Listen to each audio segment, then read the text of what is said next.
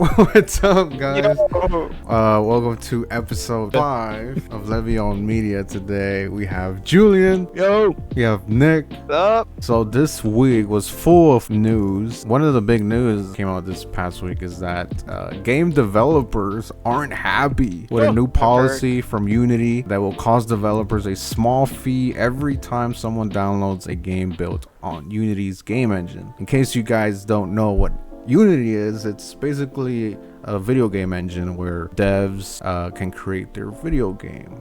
It's called Unity Runtime Fee, and the new pricing model will apply to developers who reach a certain amount of installs and revenue. The Unity Runtime Fee is scheduled to take effect on January the 1st of 2024, and it's been universally panned by developers on social media since the announcement. For smaller indie developers who use Unity Personal or Unity Plus, they'll have to pay Unity 20 cents per install once their game passes $200,000 in revenue over the last 12 months. The new policy has caused a lot of backlash among developers who are raising concerns about the free-to-play games charity bundles. So basically, like, the devs are like really concerned are like the games that use Unity but are free to play. Others worry that this could lead to smaller developers who built their games on Unity to pull their titles from digital storefronts to prevent more people from raking up downloads. This is why Unity's dead as fuck. This is gonna be dead by December, dude. Making that kind of change while also having like these smaller devs, if not bigger ones, having to lose that kind of financial is not gonna help them at all. And that's the thing, there's some studios that have come out and they've said that they're about to be done with some projects, and with this news coming out, they're like, we're gonna be forced to like cancel the whole project and redo it from scratch, like in another engine. All that hard work, because that thing's gonna take an effect where the 20 cents and all that installs. Yeah, so if a game doesn't reach 200,000, you don't need to pay. okay, but once it hits it,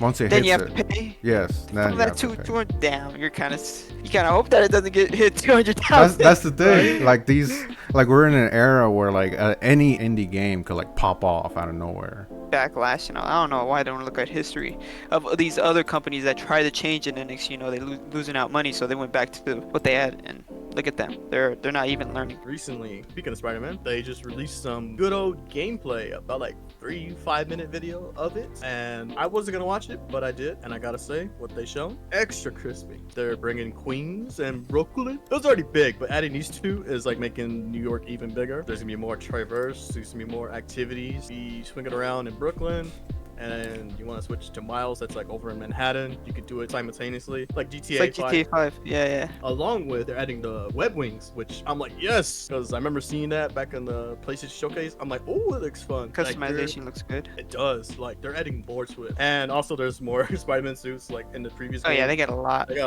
And now there's gonna be more. Who knows? We might see across the Spider-Verse suits in there. They need to have the once you get the Venom suit, they need to have the Spider-Man 3 song whenever Tobey Maguire got it. That would be amazing. Wake up in the middle of Manhattan, looking in the mirror, like, what? How'd I get here? Insomniac Games also confirmed that this the campaign, not including side quests, is going to be kind of the same length as the first Spider-Man. So like 20 hours. On some more Sony news though, along with the Spider-Man 2 reveal, another game was revealed. Final Fantasy VII Rebirth trilogy will be released on Jesus Christ, they're making everyone.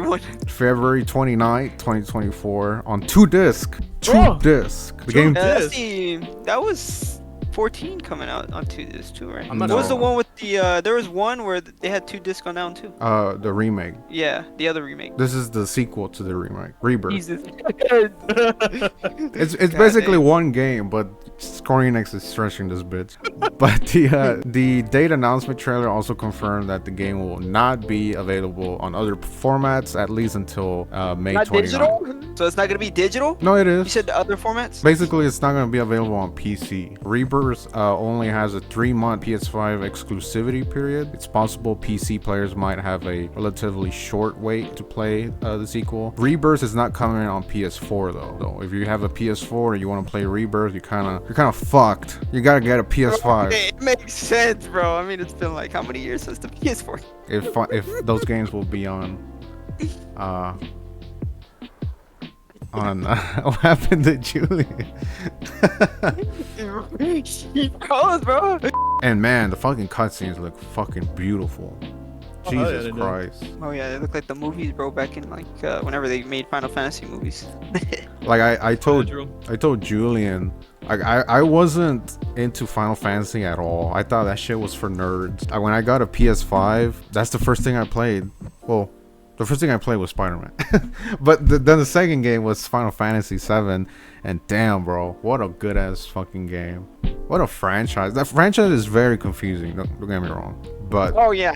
Oh, yeah, definitely is. I'm confused. this storyline, I'm talking about this FF7 storyline. This is like, holy shit. Top tier fucking story. Like, and music. Music's fucking gold tier. I cannot wait for FF7 Rebirth coming out next year. On February, we don't even have to wait that much. It's on a leap year too, and you can get the Sephiroth collector's edition, which is already sold out, by the way. You fucking badass statue. I was thinking of buying it, but plus tax, I don't even know. I would assume plus tax it would be 400. On other news, do you guys know about a video game called Immortals of Avium? No, hell no. Immortals of a game. Oh, that game! I seen it now. I know what you're talking about. It's like with some actor or some voice actor. It's published by EA, and God. it's that video game of like the sorcerers fighting each other. Ascendant Studios, which is the studio that made this game, came out this past week and announced on Twitter that they were laying off 45% of the studio.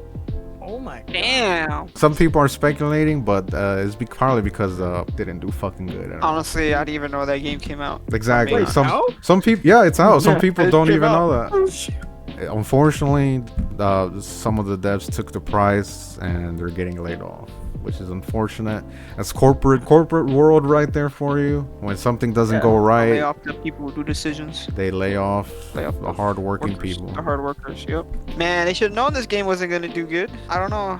I'm pretty sure the devs worked hard though. I did not know that game. Honestly, I'm sorry. I did not know that game came out, and it did not look interesting. That's the thing too. Also, another PlayStation exclusive game that really caught my eye on the Oh. state of play was Helldivers 2. Originally planned to be ready by the end of 2023, but the game was sadly delayed to February 8th. It's such a good game. It's a 4-player co-op. It's taking inspiration from the Starship's Troopers, and it's really cool because there's mechanics in the game where, like, if you have like a bazooka, someone has to, like, your teammate has to be there to reload the shells for you. What the heck? So Oh, what? it's pretty cool. It uses like teamwork mechanics and all that stuff. Okay. But if you're a PlayStation user, this is a game to look out for. So, fellas, did y'all know that some YouTubers got some early hands-on with the Assassin's Creed Mirage? Yeah, I looked at some YouTubers, Rad, I believe, Afro Samurai XL, something like that, and some other ones, and they got their hands on it.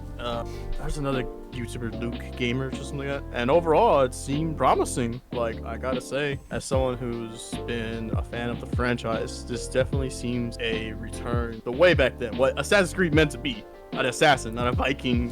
We're talking about Assassin's Creed Brotherhood, Assassin's Creed 2, Yes. or Assassin's Yes. Creed. Can be assassin this time? Damn. Yes, you I actually can. I didn't know this game was about assassin shit. I hated Valhalla. I'm sorry. Oh, The more I think about Valhalla, I was like, God damn, I fucking hate this game. so there's a couple of elements of Valhalla in there, but it doesn't really stray away from what they're trying to do. The main thing that caught my eye, which it was in Valhalla and Odyssey, I think in Origins, but it was like the birth of it. And those previous games, there was this cultist thing, you investigate and you find them and you assassinate them. In Mirage, they expand on that, which I'm grateful, because that's what I like. Like, I know Odyssey and Autumn weren't really that great, but the main thing I did like in them was the cultist shit, and you can investigate, like, oh, who am I assassinating? And it's some politician or something like that. And in Mirage, they expanded on it. I do plan on getting it. The gameplays that I've seen recently, and it has me convinced that this is going to be good. Well, hopefully, I'm not speaking too soon. Hopefully it is.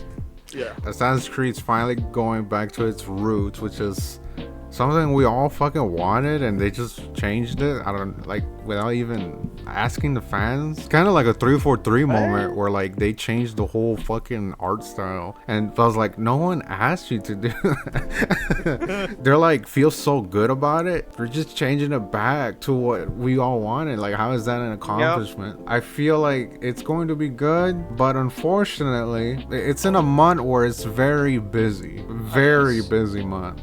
How busy we talking? We're talking about Alan Wake 2. We're talking about Spider-Man 2. We're talking about... Yeah, Spider-Man 2 comes out in October. You got Detective Pikachu Returns. Ah.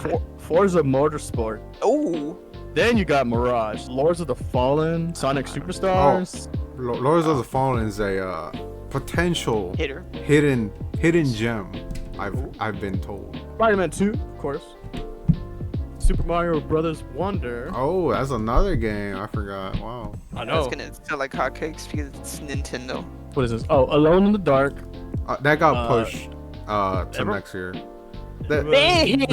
They got too scared. They're like, hey, we're not releasing this bitch. 20 games in this month. I don't blame them, because after Alone in the Dark is Ghost Runner 2 and then Alan Wake 2, which I will say both of those games. Ghost Runner 1, awesome, fucking fun gameplay, and of course Alan Wake is downright amazing. Nah, it's Broketober, bro. My wallet's gonna cry. Okay, so one of the last things I wanted to talk about, as of today, September 17, we have officially marked the 10-year of Grand Theft Auto 5. It's been 10 years, believe it or not. I was in freshman when this game came out. Unfortunately, we have not had no sequel. GTA 6 apparently coming out next year. It's being rumored. Don't take this as like news, but it's being rumored that a potential reveal could be set for October. But would PlayStation show it? Or would just Rockstar themselves show it? Oh, it would just be Rockstar. They've literally just dropped the teaser. But other than that, that's about it, guys. I do want to say that we had a long ass live stream, and most of it won't be on the edited version. So if you want to go see the other stuff we talk about, this has got to be our longest live stream. Go check that out. It's gonna be linked in the bio. So yeah, that's about it. We'll see you guys next week. Peace. Alright, see you guys. Nice. Forget to like and subscribe. What the